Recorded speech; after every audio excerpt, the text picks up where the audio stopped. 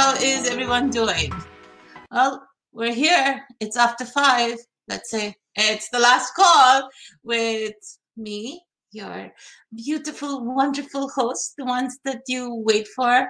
Well, I know that you don't wait for me. You wait for Biju and Seena. But before I bring them on, I like to, say hi to all of you and get all of you ready for this exciting evening today. We have so much to talk about today. Everything that's going around us, everything that we're feeling. Well, we're feeling a lot of things. Like I said, Destination started its new cohort just a week ago, and so much has happened in that week. And, we are constantly trying to better and create our action plans and pivot our action plans and redo our action plans and try to figure out and constantly in touch with each other, trying to see what's the best way to move forward.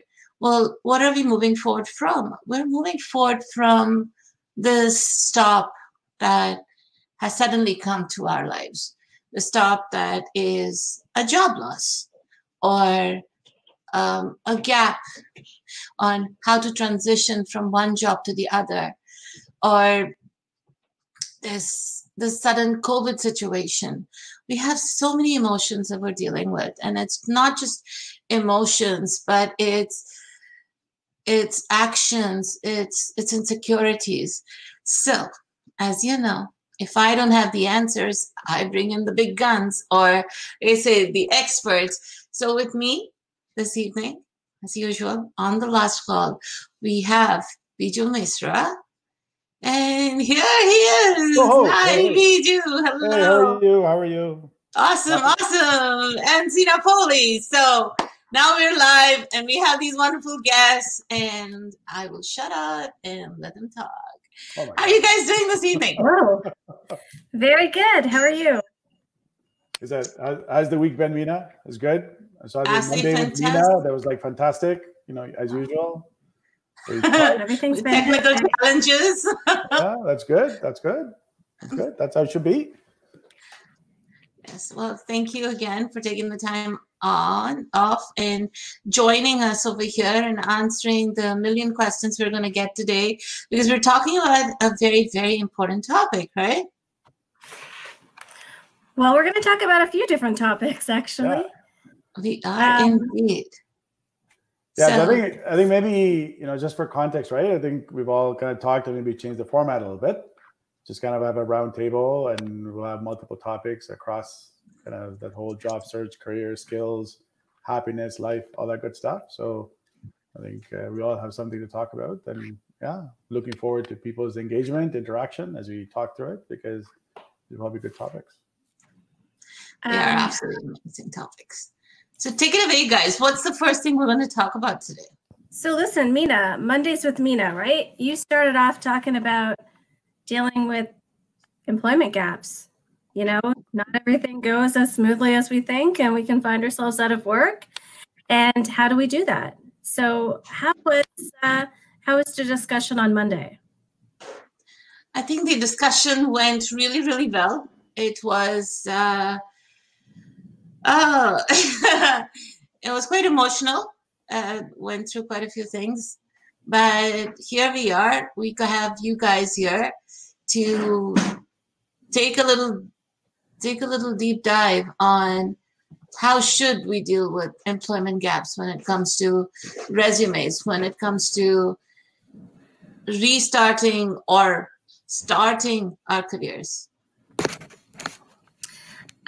Okay, well, I would say, and I did mention this on Monday, and the importance of just knowing your story and being proud of the story. You don't have to be embarrassed if there was a gap on your resume. It might have been out of your control, or it might have been well within your control. I need to take a break because of my family. I have to take care of, a sick relative. I wanted to go back to school.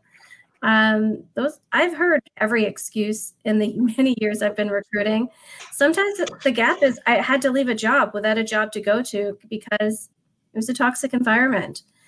And they're all valid because they were the best decision you made at the time. So I'm actually a firm believer in no regrets, because you can't really time travel and change what you decided. So owning that story, and that's what happened, or hey, I got laid off. Okay, that's okay. It took me a while to bounce back and find another job. In 2010, I got laid off, and I didn't get a job for 8 months. And initially, I thought, I'm going to get a job in 2 weeks. I don't need EI. It's fine. And then I had a wake-up call that it's going to be a little bit harder for me to find the right job for me versus a paycheck. And I could explain that gap for 8 months because of that. So it wasn't just, how come you couldn't get a job? Like, what's wrong with you? It's like, no, I could. I made a conscious decision to wait for the right opportunity for myself. And because I own that decision, I have no embarrassment about that 8-month gap, because that was 10 years ago. Who's talking about it now? Who cares? So really understanding that you get to be in charge of your career, or even sometimes you have to respond to market conditions or whatnot with COVID happening, but it's not as bad as you think it is if you can articulate what happened and why. So I think that's where people get really nervous, thinking, what's the perfect answer? I'm like, the perfect answer is what happened. Just tell me what happened. Yeah, I completely agree with Seena, right? I think the worst thing you can do is try to make up a story. That's the worst thing you can do, because in that making up the story, you'll make up more stories, and you'll make up more stories. And it comes through, right? Because you have inconsistencies, you have contradictions, like, to do it. So I completely agree with Seena. I think you have to kind of own that. You have to be able to explain it. And I think if you're genuine and sincere about what is occurring and what's happened, I think people will listen to it. When I look through interviews or when I look through resumes, there are lots of people who have gaps. But I got to tell you, unless it's like something really significant, I even don't pay attention to it, because I'm looking for like fit and function, kind of seeing what has the person done, what the results have been, how do I kind of, what do I need, right? And does that gap really raise any question that goes to their credibility, their ability to do a job? Yeah.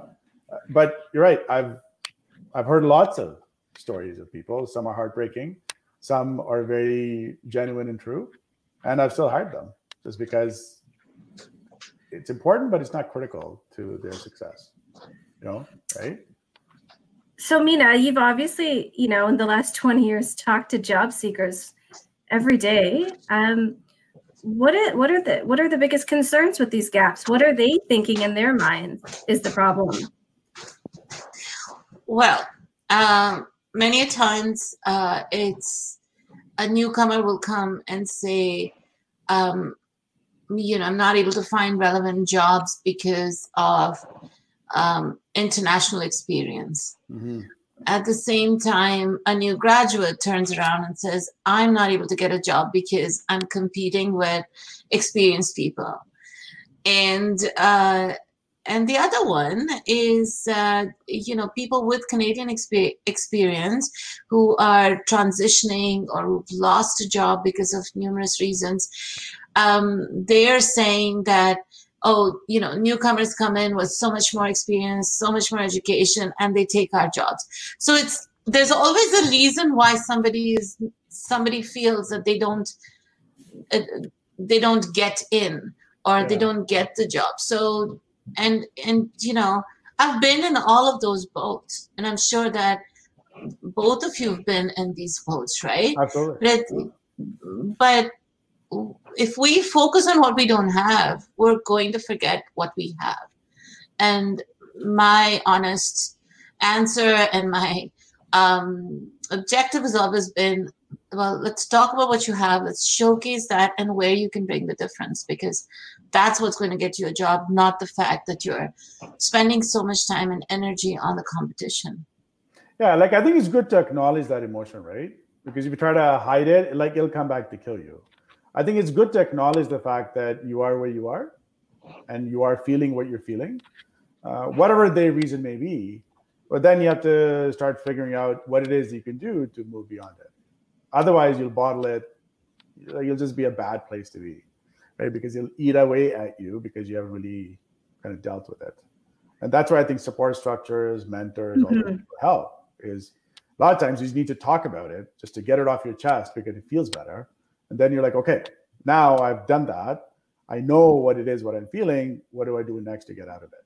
Right? I think that's key in any of these situations when you're looking for work, is that ability to let it out, but focus on action so you can get out of it. And sometimes when you let it out in this safe environment, you'll see the person not react the way you think they're going to react. So they're not going to be like, oh my gosh, 7 years ago, you had a 3-month break. No one's saying that. And then it's kind of in your head. And once you see that, people are like, oh, okay, you had a 3-month break. Okay, so what about this, this, this, and this on your resume?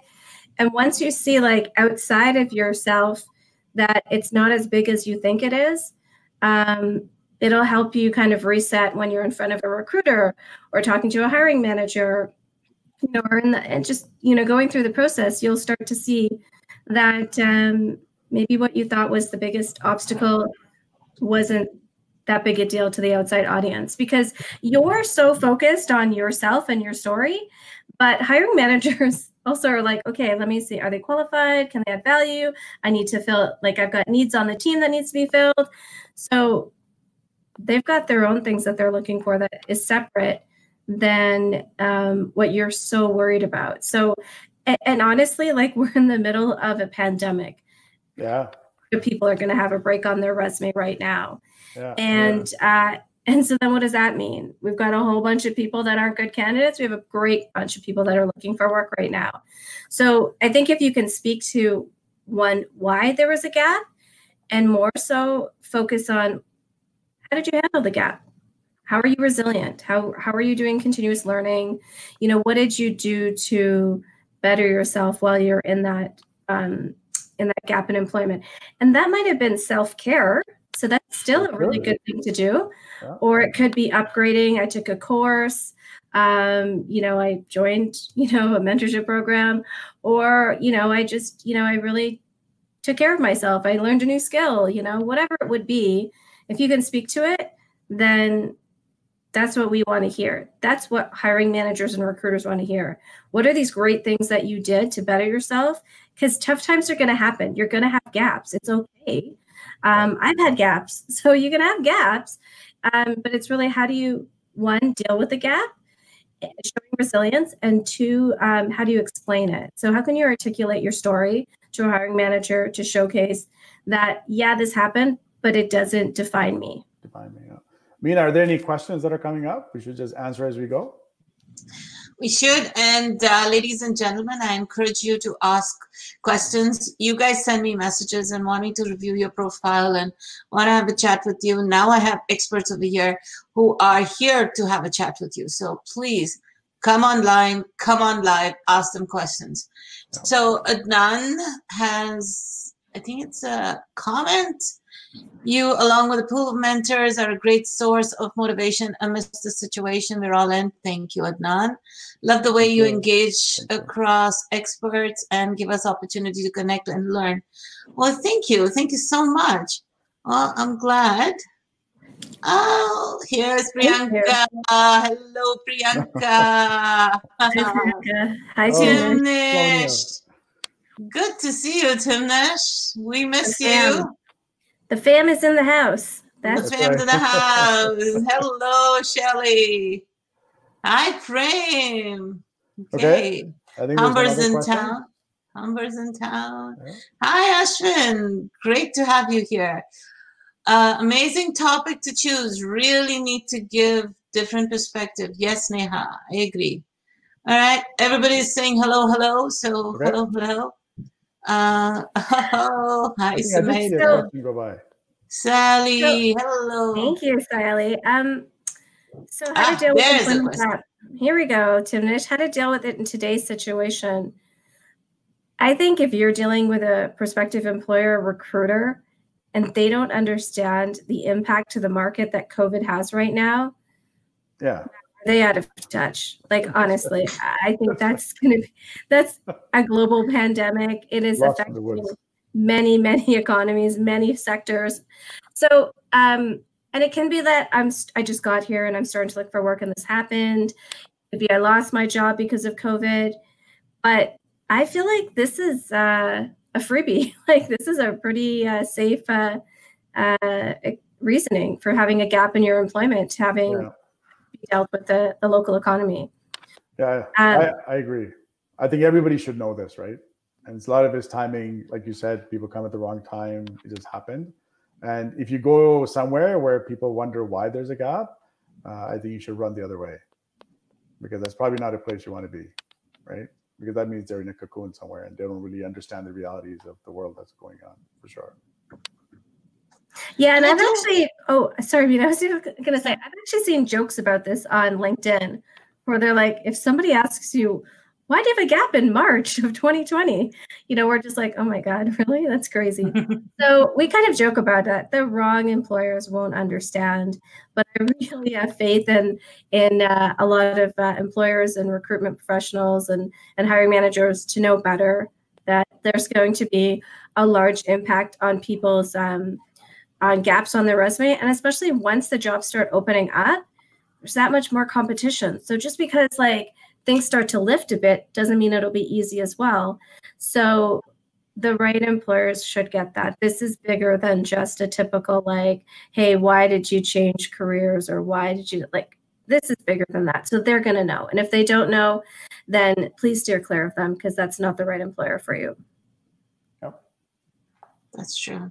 Agreed. And look into the opportunity that this is providing you, the opportunity to step back and reflect on where you are at. Biju and Seena said this last time. Sometimes the best thing to do is to do nothing and just reflect on why you're in the situation. What can you do in the situation? And I've said this in my own stories that I shared earlier today. You know, when I do reflect back on each and every time I had to take a break, there was a learning in there, but the opportunity that came out of it was immense. So sometimes you just have to take small actions on what is it that you want to achieve. And, you know, and sometimes you just stop. It's almost like when you're in a very bad state of mind, the best thing to do is nothing, just sleep over it. When you're angry, just sleep over it, right? I've been talking about meditation quite a bit, but when I say meditation, I'm not saying, you know, go find yourself a corner and do the breathing exercises. No, I'm actually saying, you know, maybe you need to just step back and visualize. What is it that you see yourself doing? What do you want? I never thought that I'm going to have a show, let alone have such esteemed guests join me on my shows, right? But here I am, I'm doing it. I mean, for those of you that knew me just a few months back, you know, Dean Calavera, I had to ask him, how should I run a show without having technical difficulties? And even though I have technical difficulties constantly, you guys are not judging me because I have a technical difficulty. You're actually staying and waiting as she's going to come back. And then my partners in crime over here, they usually step in to say, hey, yeah, she's around somewhere. She's going to come back. Give her a few minutes. So, you know, this is my support system. What's yours? Look into that and reach out. Here's a question for you guys. Are you able to see it on the screen? Or yeah, I can. I can. So go for it. Oh, this is a famous one. How would you respond to feedback? Hey, you're great, but you don't have Canadian experience. Well, you've really got to. So that's obvious, right? Like, I mean, that's not rocket science. Someone looks at your profile and says, hey, you don't have any Canadian experience. I'm like, duh, I just got here. But you got to showcase the transferable skills that cross borders, cross nationalities, have nothing to do with what your passport says. So if you want to be an IT professional, a little bit easier to transition from, right? But if you wanted to be in sales, if you want to be in marketing, you know, project management, like there are some key fundamental skills that you have to do those things well. So if you have them in another country and you're successful in those roles in another country, then you've got to be able to showcase that success and almost say like, hey, listen, okay, I didn't do it here, but I've done this, this, and this here. At this scope, with this project, with these deliverables, with this level of team, like you can still showcase how good you are with your, quote unquote, foreign experience. And is there a bias? Yes, but there's life, right? And there's bias in people, and that happens. But you can overcome it just really depending on what your background is, Adnan, and what you're trying to strive for, what types of roles, and how you present yourself. You almost have to be you have to be ready for the rebuttal, right? So you have to get ahead of it. Be like, yeah, I know I don't have Canadian experience, but here's what I can show you that I've done. I've done this, this, and this. So you can almost quiet that noise before they even lead with it. You lead with it. It's the elephant in the room. So you lead with it and control the narrative, and that should get you in a better place. Now, I'm not going to deny that it won't come up, and it won't. Of course, it's going to come up, and it's going to be unfair at times, and it's going to be frustrating. But we're all dealing with things like that in the job market. So you got to kind of own the story and own the narrative and try and get around that. Yeah, and preempt it. Like, that's one of the things that'll come up. So preempt it in your, when they tell me about yourself or those kind of questions. Like, just deal with it right ahead, in the front. To Seena's point, exactly what's relatable and what you've done and what that actually means, right? And your ability to maybe work across cultures and those kinds of things. And things are changing, things are moving, things are changing, organizations are different. I mean, look at sort of what's happening now, right? I think there's more and more sensitivity to diversity and inclusion and ethnicity and those kinds of things. So I think you live in we're all in a relatively different Canada, let's say, than 10 years ago. And because that's a question, just deal with that up front. And to Seena's point, incorporate that into your story and address it. So that never becomes like really a question because you've already answered it. I also like to say that by law, and I've said this literally in every show, and Adnan, I hope you've heard it before too, that nobody can discriminate you legally because you don't have Canadian experience. If you are not getting a job because you don't have Canadian experience, you may want to dig a little deeper as to why the employer needs you to have that Canadian experience. Is it because you have to deal with a diverse team? Is it because you need to understand the lay of the land for a specific reason? Like, why are they so specific on this Canadian experience, and what are the transferable skills you can provide? Certain positions do require you to have specific industry experience here in Canada. So if that is the case, then maybe that's not the position for you right now, but it could be a year from now. Yeah. I wholeheartedly agree, Mina, because maybe it's a regular, you got to know Canadian law. Maybe you need to know things like that. I would say, right or wrong, sometimes we like to have Canadian experience for our sales team. And that's understanding the local market, the market conditions, the physical geography of what a territory is. So, you might say, hey, but I've got all this sales experience from overseas. Absolutely. So how can I transition that? Is there a stepping stone? Like, talk to the hiring managers, reach out to hiring managers and say, hey, how do I transition so that I can be an outside sales rep for your company one day? And see what they say. And maybe you have to start as an inside sales rep and then you move up. My organization does that all the time, and we really appreciate diversity. But, see like how, if it's a barrier, understand why it's a barrier. And if it's something that you can overcome, great. And if it's just random, like, nope, sorry, we want that, then that's not the place for you. It's kind of the catch-22, right? When people say you need experience, but new grads are like, but I need to be given a chance to get experience. But yes, so I mean, it's going to happen. But sometimes, I mean, we can agree to disagree. But sometimes Canadian experience is really important to the hiring manager, and there's ways that you can get yourself prepared to ramp up to that role. Okay. All right, so Sally has a question. Should gaps be explained on the resume? I think if it's a big gap, I think it's worthy to write it. A lot of it depends on style. I have seen resumes with gaps.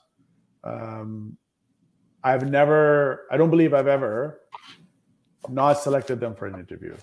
In an interview, I may ask them about it, but I've never, it's like, oh, good candidate, seems to have the right things. Yeah, there's a gap. Let's find out what's going on. But I think it's good to explain it. Just one line saying, I was out for 2 years or whatever, taking care of family or friends or whatever. I think it's good. It's a good thing. I don't know, Seena, what do you think? I don't need it on the resume. You can put it in a cover letter if you really want to explain. But if the rest of your resume makes sense and you're qualified, I'm going to call you and ask you about the gap anyways. And it also depends because if I know, like, for instance, they're in Alberta and there's a gap because the Alberta economy is struggling, I don't need you to explain it. I got it. So, for the most part, if you're qualified and it's like one gap or something, I don't really mind. I don't need to know it. I'll ask you about it. Great. So there's another question here from Ashwin. As a follow-up question, are there any courses that a new immigrant like me, which is Ashwin, could do to gain this Canadian experience, in quotes, 8 years of senior level experience? So I know that Ashwin has been introduced to me by a dear friend from Humber. Her name is Annette, and he's in public relations. So he's here. He's got a lot of experience in public relations in India, and he's considering if he needs to do a course in Canada to get this Canadian experience. What are your thoughts, guys? I thought Canadian experience was more about cultural feel, kind of. I don't know. That's at least how I interpret it.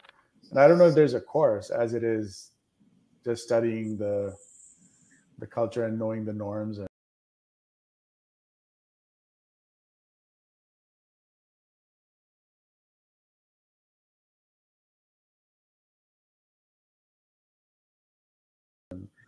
And being able to explain how you'd fit into it, right? It's not like a study per se. I don't think there's a course for that, but that's my interpretation of it. You just have to say a lot. No, that's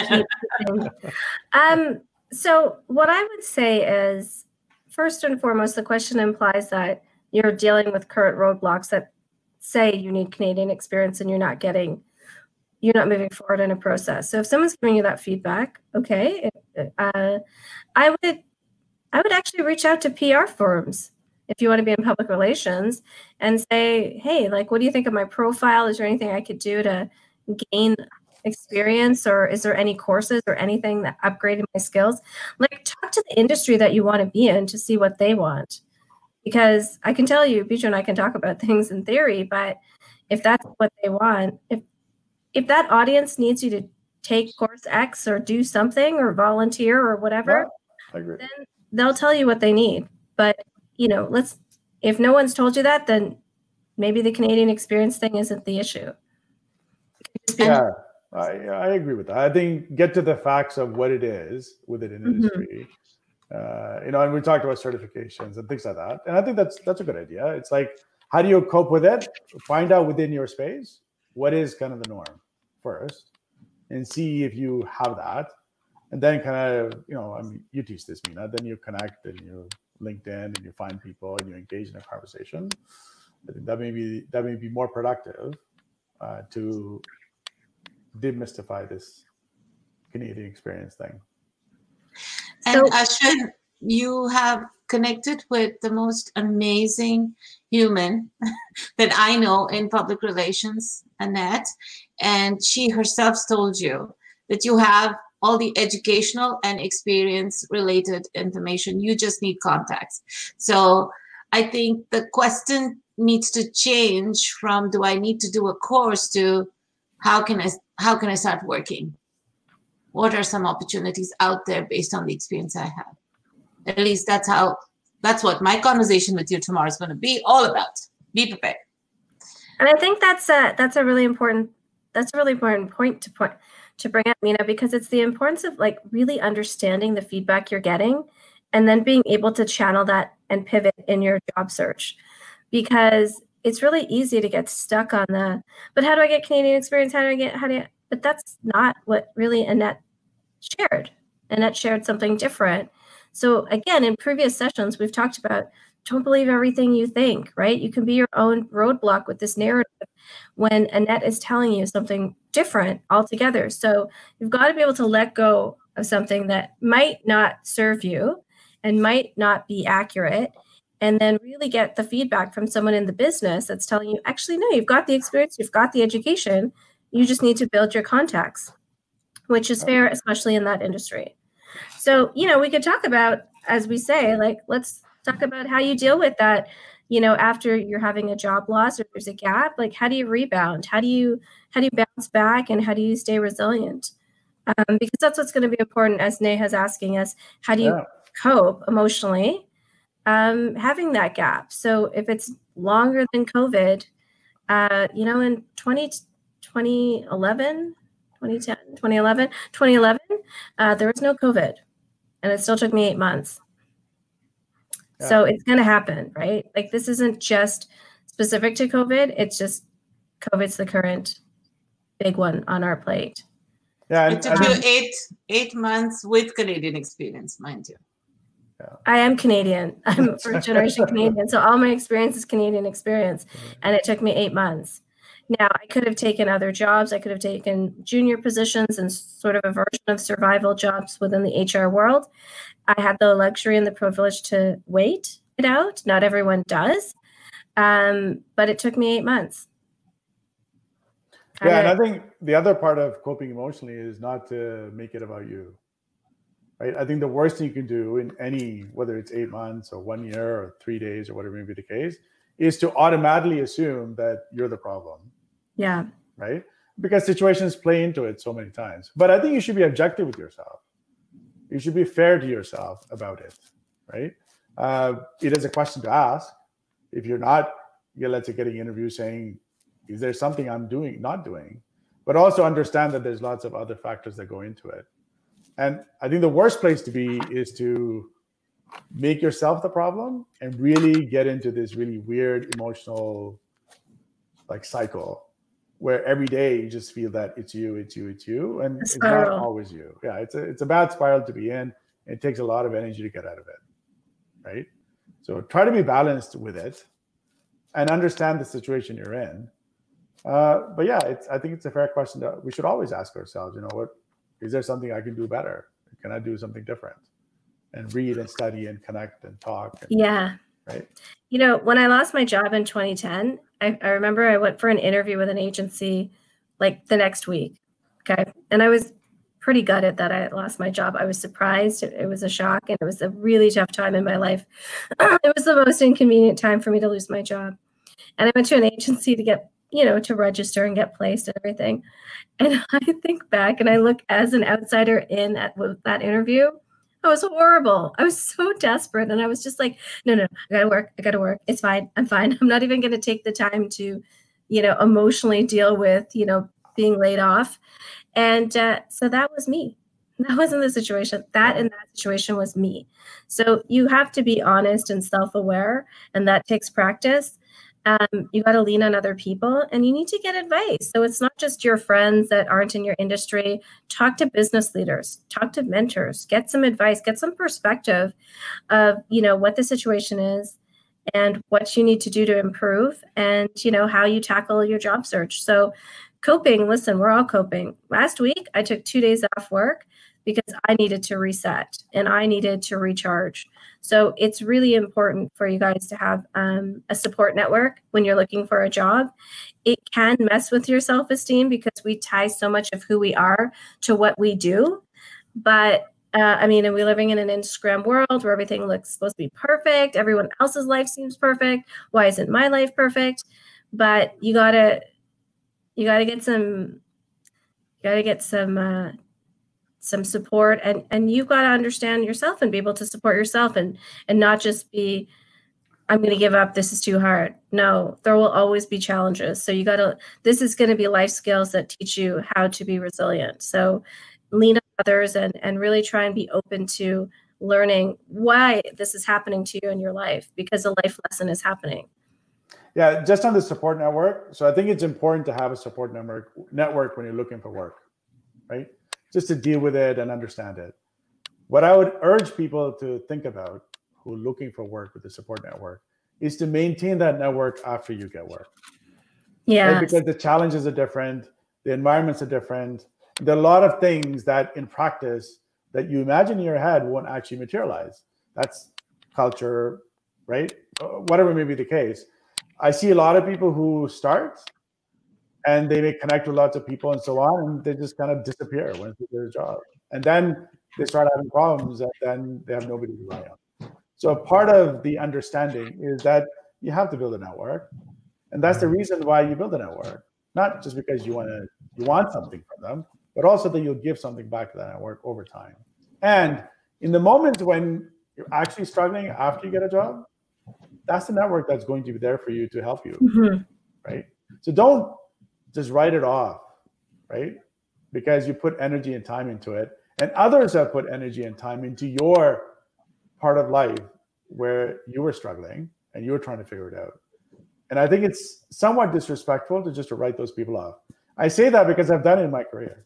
I've done that in my career and I regret it. Because today I was like, oh man, that was bad. That was just so bad for me to do that. So just a thought.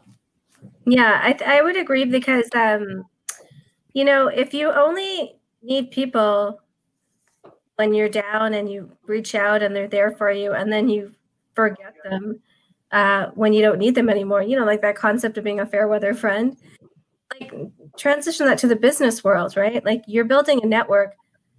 That's a part of networking. It's not just like, hurry up, let me get hired, and now I don't need you, so I drop you. What are you going to do? Sign out of LinkedIn and just connect with everybody? You're not. So, remembering who was there for you when you needed help is really important because you're never going to stop needing help. That's not how life works. And then it's also that you can pay it forward for them. That's right. So remembering it's a two-way street in networking. Yes. That's what's really important when you're building your network, to have that coping mechanism there with people, and remember that you're going to be there for them as well. And then once you get hired, they're not done. You don't never need them again. You're going to have trust me, you're going to deal with a coworker that you don't like, and you're going to have a difficult boss sometimes, or you're going to struggle and you're not going to feel like you're succeeding, and your network can support you through that. Maybe they've lived through it and they're like, hey, listen, I dealt with that last year in my job. Don't worry, this is what helped me, or this is what I did wrong. So if I could do it again, I would do this, this, and this. So that's the importance of what your network can be. And it's not always going to be someone like the three of us. They could be people that are beginning their career, middle of their career. They could, they could be your colleagues in class. So keeping that together is not only a professional smart thing to do, but it's a life skill. You really do want to know how to build relationships and maintain relationships through the good and the bad. And organizations like that, you can see them. Like there's so many cases. If all you care about winning on your own, if the only thing you care about is you winning, you may win in the short term, but you lose in the long term. But if you care about others winning, you will definitely win in the long term. Definitely. And that's leadership, regardless of your title. Definitely. Right? Yeah. Priyanka has something for us here. Yes, and it's your favorite topic. Oh, great. Would you recommend adding a line to justify the gap? Oh, wait. And also do the same on LinkedIn. I don't think I need it on LinkedIn. Yeah. So that would be a no. I've seen some people mention career break and personal break in their LinkedIn profiles. Would you suggest doing that to cover up the gap, or only post your work experience? I would only post your work experience. That's a professional network for your professional. Like, I don't need to know if you went backpacking in Europe for a year. Like, I'll figure that out. But this is really about professional work experience. So, personal opinion, I wouldn't do it. It's not going to make or break your career search. It's just, I don't personally think it's necessary. Jadeep, What's your advice for someone who's caught in between pursuing entrepreneurship versus job security? Security of a steady job. Interesting question. What's job security? Yeah. What's job security? But it's not uncommon now where people do both. It's more work for sure, because people start a side hustle and they build it out and they jump at some point because it's not sustainable over time. But if you actually, like, I deal with a lot of, early stage founders, and there's lots of emotion there, but because you get kind of hung up on an idea and you think it's the best idea, and that I'm not suggesting it's not, but it is common, more and more common now, that people just don't quit jobs. And if you want to pursue like a startup, then I would say you give yourself like a time window and you hustle like crazy in that time window. And if you're not going to make it, or you don't have any validation of the idea that you have that actually generates money, then move to a full-time secure job, and then keep doing it, because you still have to pay, right? And it's very common for people to do side hustles. It's just double the work. It just depends on how much you want it. And Jaideep, as somebody who is doing it, I can tell you one thing: no entrepreneur works 40-hour weeks. Okay, so when it comes to a regular job, yeah, you can clock in and clock out. But in today's day and age, you can ask Seena and Biju. These guys are working around the clock, be it for their jobs or be it for their passion projects, but they're working around the clock. So yeah, somebody who's doing kind of both, you have to have a balance, and you want something bad enough, you gotta hustle, man. And it's intention, right? Like, don't get stuck in the middle for a long time. It's the intention. If you want to do both, get on with it, do both, right? If you think one is not worth doing, don't do one and just go to the next one. Just have clear intention, lead with conviction, and just do it. And you'll know what that is and put some boundaries around it.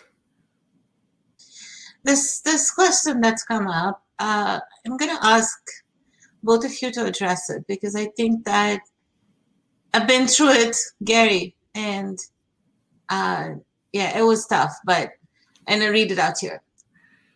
Needless workplace trauma, harassment, and bullying increases mental and physical illness, drug use, misuse. Millions trained deny rescue breathing, give chest compressions. A beating heart intersectionally is killing us all. My rescue breathing deputation board held references in comment. Okay, sorry, I was reading something else, but. Okay, no, it's information. Thank you, Gary. I mean, that's. Thank you. Absolutely.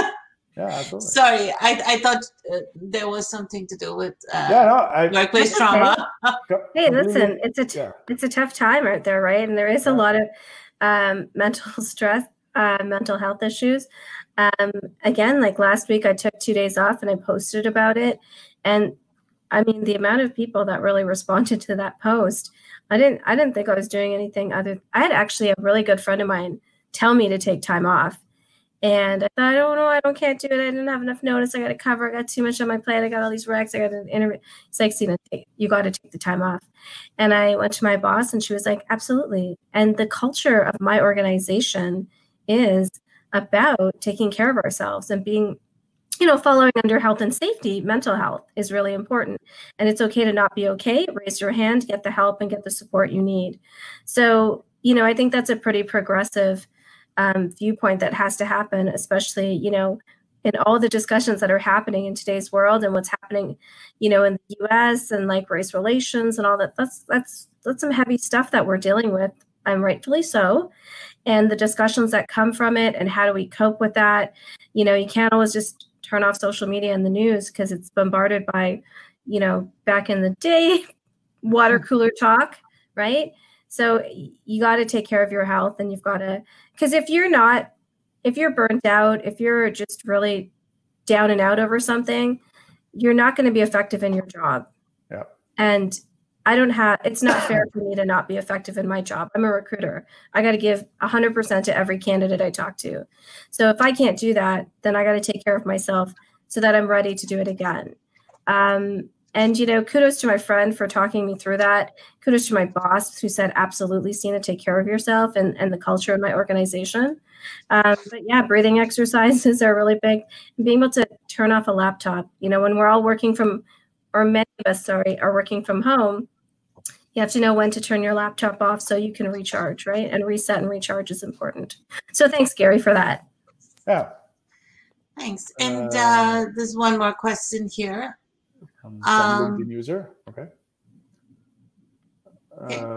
Wonder why hiring managers, recruiters care about employment gap. Is it a bias that you have the employment gap, then you're not a good candidate? Could be. It's never made a difference to me. And I said that before. I tend to look for a fit from what we're looking at. There may be gaps, but that has never stopped me from either hiring or getting to interview, because there's always a reason. Empathy plays a big role in that. I think also because, remembering that hiring managers and recruiters are just people, right? They have a bias in saying that, hey, listen, I worked at my company for 25 years and I only like people that stay at a company for 25 years like I did, because that shows loyalty and blah, blah, blah. And that bias is like, hey, that candidate's just like me, so they're good. So sometimes there's that comes into play. Sometimes people just want to know, like, hey, can I count on you? If I invest in you as a candidate, are you going to stick around for 2 years? Like, what does this mean with these gaps? Like, why do you change jobs every 3 to 4 months? So, and then having breaks in between. So I think, you know what? People think what they think. It really depends on the situation and what the break is. Yeah. But, I couldn't tell you why people, a generic group of people think this way, because, especially if I don't think that way. But you got to focus on the people that see your value, and you have to be cognizant of the sense of how you're presenting yourself as a candidate with a potential employment gap in your history. Yeah, it's like most things in life, right? It just depends.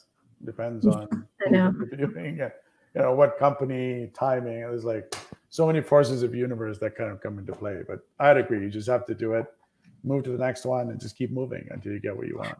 And honestly, this time next year, some of that's going to be thrown out the water, because a lot of people are going to have a gap this year in 2020. Yep. And that's not their fault. So what difference does it make? Like, why ask about it if you don't really understand it? If they're a qualified, good candidate and, they're a good fit and you like them, or who's not going to hire you because in 2020 you were laid off from COVID? A really bad employer, that's who. So who cares about them?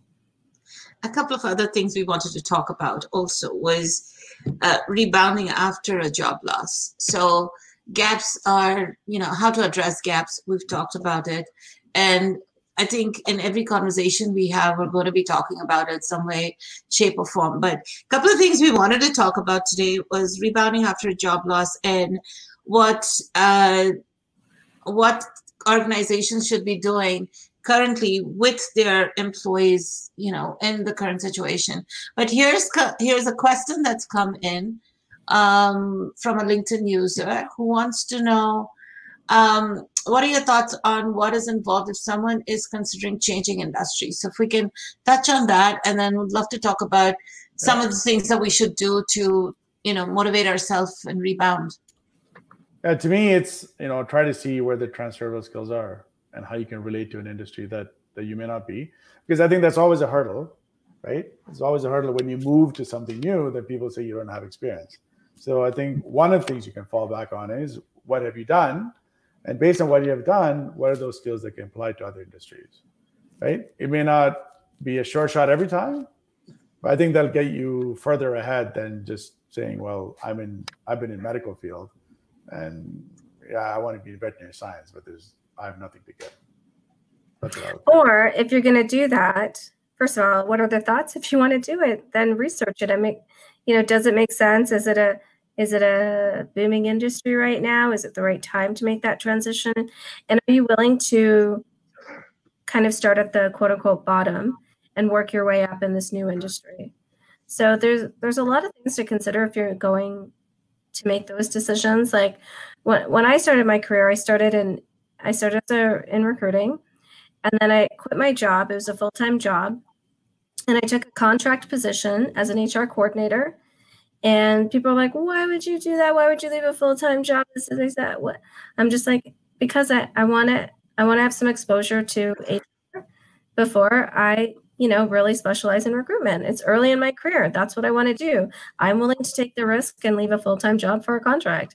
But I was willing to do that. Like I didn't have benefits. I didn't have vacation. Like I was willing to make that change to get that exposure. So not totally a different industry, but in anything you're doing, weigh the pros and cons and understand that maybe you have to take a step back to take 3 steps forward in the next 3 years.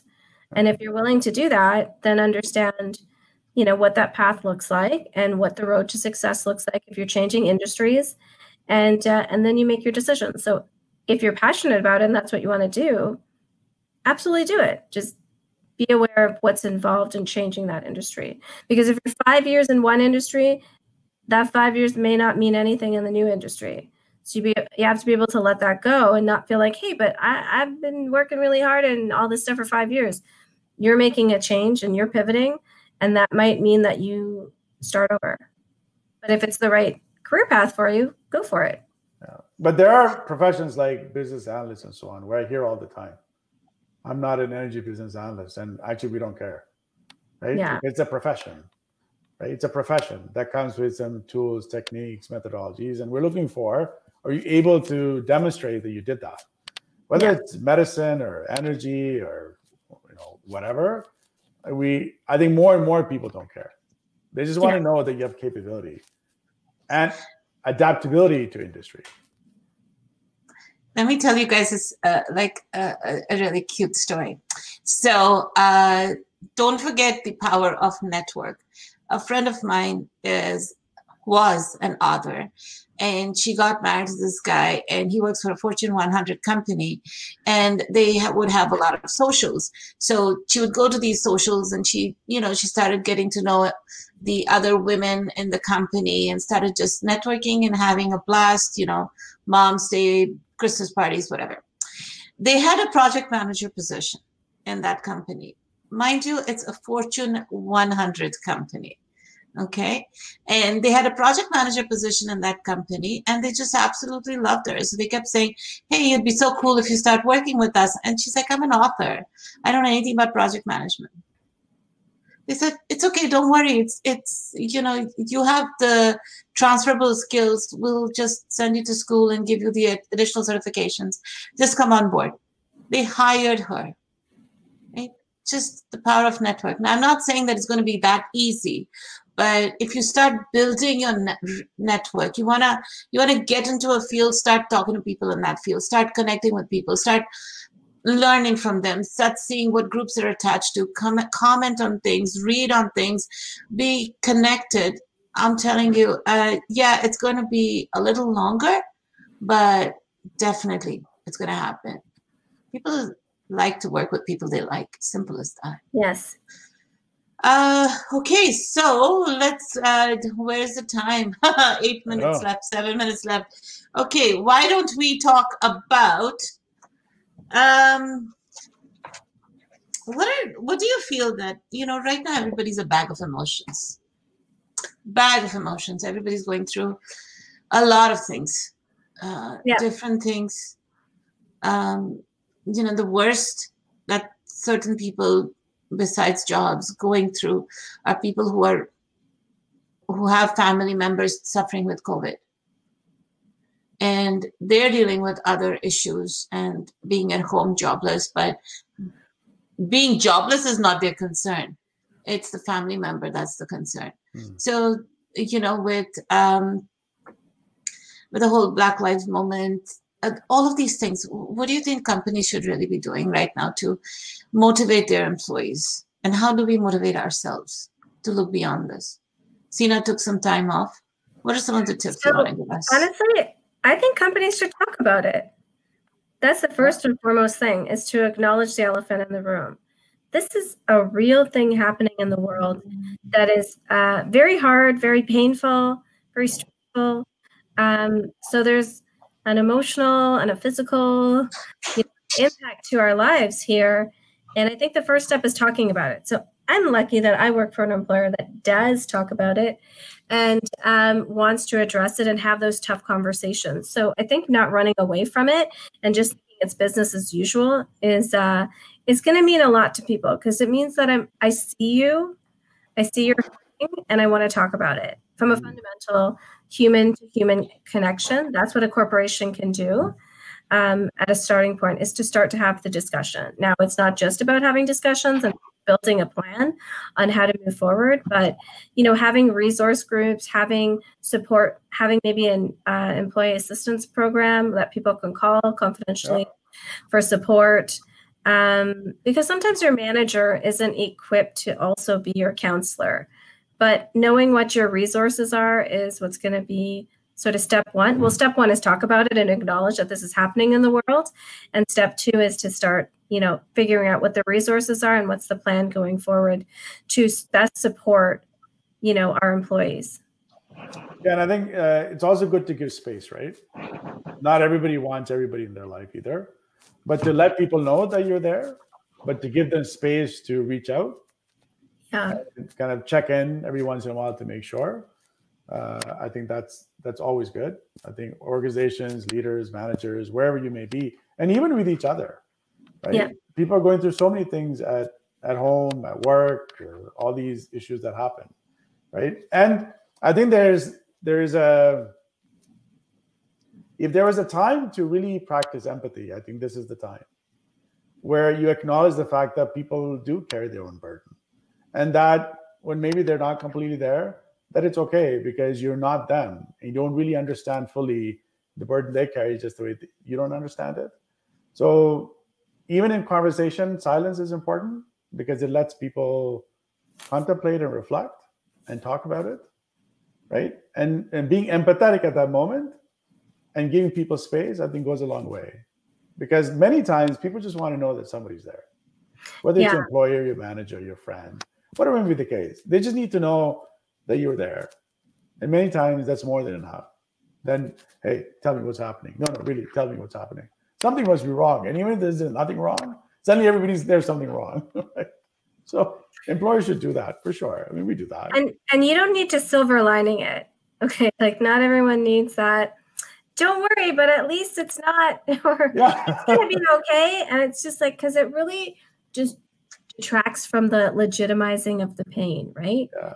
Let somebody sit in the space and then so that they have an opportunity to heal from it. But if we're so focused on like, no, everything's fine, everything's great, hurry up and get back to normal, you're just further pushing them away. So it's just really important to know that people can feel what they're feeling, and it's real and it's valid. It doesn't have to be your feelings. That's right. But it can be more impactful to just know that you're there for them without needing you to have the exact same experience as them, right? And I had this conversation yesterday about what's happening in the States. What's happening in the States is really impacting me, and it just is, and it's just how I'm wired. I've obviously lived through other bad things that have happened, around the world, but this one struck a chord. So, supporting me, both Biju and Meena gave me space for when I took 2 days off, and they really respected that, to know that I needed it. And it wasn't their experience, but it was my experience. I needed it. They gave it to me. And that was the support I needed to come back and rebuild and start to get back to being okay. I mean, it doesn't take 2 days to get over everything, but you can look at yourself, you can deal with your emotions, and you can start to figure out a plan out of it. And I'm still on that plan, but I know that I had their support and have it, and that my employer understood, and that it's a long game plan, right? So that's okay. And I think employers need to remember that, as we've got some heavy stuff on our plate right now, and especially COVID. If you've got family members that have passed or are sick, or you're afraid of getting it because you are immune compromised, that's some important stuff where someone doesn't have to be like, it's fake, or don't worry, just wear your mask. No, your feelings are legitimate, right? And when employers can recognize the humanity in their staff, we'll get through the crisis, and we'll be so much stronger because of it. And wow, build that loyalty and that brand. Like, even if you're not doing it for those reasons, those are some of the perks that come from being a really good employer and an empathetic and caring employer. And I think the worst thing you can say, at least my experience has been, because I had people very early in my career, I said, I know how you feel. They're like, no, you don't. You're not me. How can you feel what I'm feeling? It's impossible. So I think that also kind of brushes that emotion when you say, I know how you feel, so let's all kind of move on, because you can't. You're not them. Just the way nobody's like you, and your experiences are different. We all react to things differently, right? And I think in that moment, to ask the question and be silent is probably the best thing you could do, because it gives people space to just talk about it. And I think that goes a long way, versus kind of somewhat dismissing it, saying, well, I know how you feel, so, well, I reacted differently, so you must be reacting the same way. Right. And I think there's also just the comfort, and it's funny because I just watched Brene Brown talk about empathy today, because I love this video that she has about it, but from her TED Talk. Just being in the space with that person without trying to fix it is important. I'm here for you. Just saying, I'm here for you. I'm really sorry you're struggling with that. I understand that could be really hard on you, and I'm here for you. And then they have the freedom to come to you or not come to you, but there is comfort in knowing that you're not in it alone. And especially the current state of the world right now, we couldn't more not be alone. Like, this is everyone's collective experience of dealing with a pandemic, right? That's the whole point. It's a pandemic. It's global.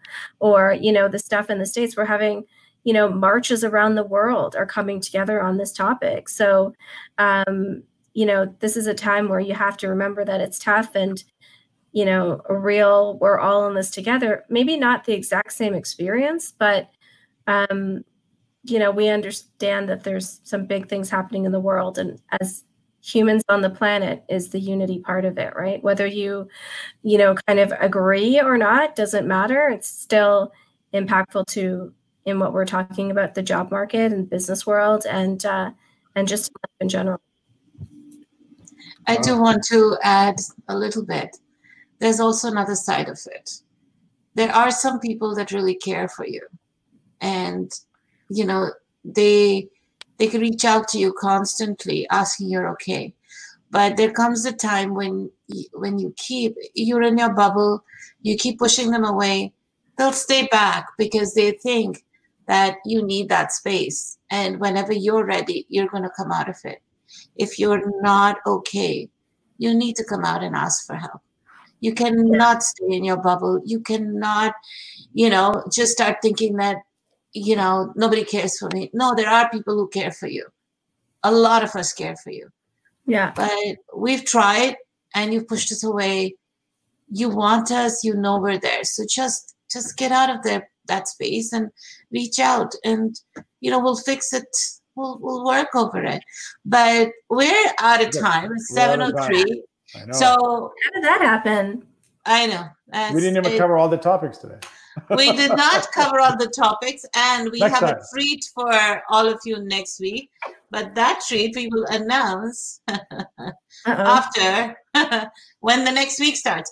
But before we go, do you guys have one final thought that you'd want to give everybody? Because I know that the recorded version is watched quite often. Okay. So one final thought. Oh my goodness, we've said so much. How to self-motivate. One thing. Wow.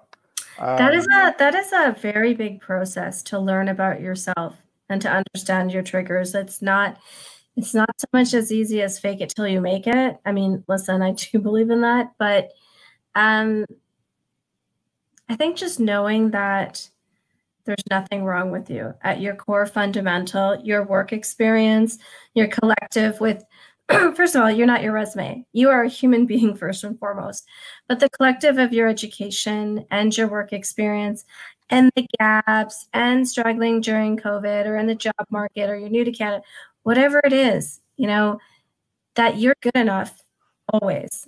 Always, always believe you're good enough, and that what happens to you is not you. It's what's happening. It's kind of external, and there's how you respond to it. So being self-aware and understanding when this happens, I always beat myself up and I think honestly, maybe start taking some maybe not journal, but really jot down some notes to see what your behaviors are. Because when we're so busy living life, we don't know how we respond to things. But when you have an ability to pause and reflect and say, why did that really hurt me? Why did I need their approval? Why did me not getting that job make me feel like I'm not good enough? Why wasn't it just like, maybe they found a better candidate?